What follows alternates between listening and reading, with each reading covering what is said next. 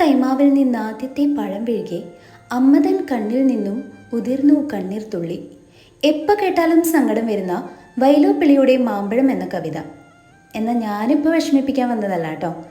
ഞാൻ പറയാൻ വന്നത് ഈ മാവിൻ്റെ ഒരു രസകരമായ സംഭവമാണ്. ഞങ്ങളുടെ വീട് പുതുക്കി പണിയുന്ന സമയത്താണ് ഈ മാവ് ഒരു പ്രശ്നക്കാരിയായി മാറിയത്. സിറ്റൗട്ടിന് തൊട്ടടുത്തായതുകൊണ്ട് എല്ലാവരുടെയും തീരുമാനപ്രകാരം വേര് വന്ന് വീടിന് ദോഷം വരുന്നതിന് മുൻപേ മാവ് വെട്ടിക്കളയണമെന്ന ഓപ്ഷനിലെത്തി.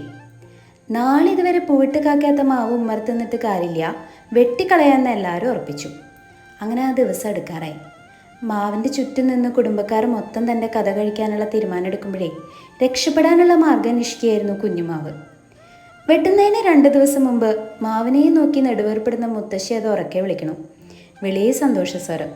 എല്ലാവരും ഓടിച്ചെന്ന് നോക്കുമ്പോൾ അതാ നമ്മുടെ കുഞ്ഞുമാവ് പ്രഗ്നൻ്റ് ആയിരിക്കുന്നു. സന്തോഷം കൊണ്ട് എന്നാ ഇനിയിപ്പോൾ വെട്ടണ്ട പാവത്തിന് എന്നായി. കുറച്ച് സാർത്ഥരായി വെട്ടാൻ തീരുമാനിച്ച വീട്ടുകാർ കുടുംബത്തിലെ അംഗമാക്കി മാറ്റിയ മാവ്. ആ നന്ദി മാവും മറന്നില്ല. എല്ലാ വർഷവും 2 പ്രാവശ്യം ഞങ്ങൾക്ക് കൊത്തി തീരുവോളം മൂവാണ്ടമാങ്ങ തരുന്ന ഞങ്ങളുടെ കുഞ്ഞമ്മാവ്.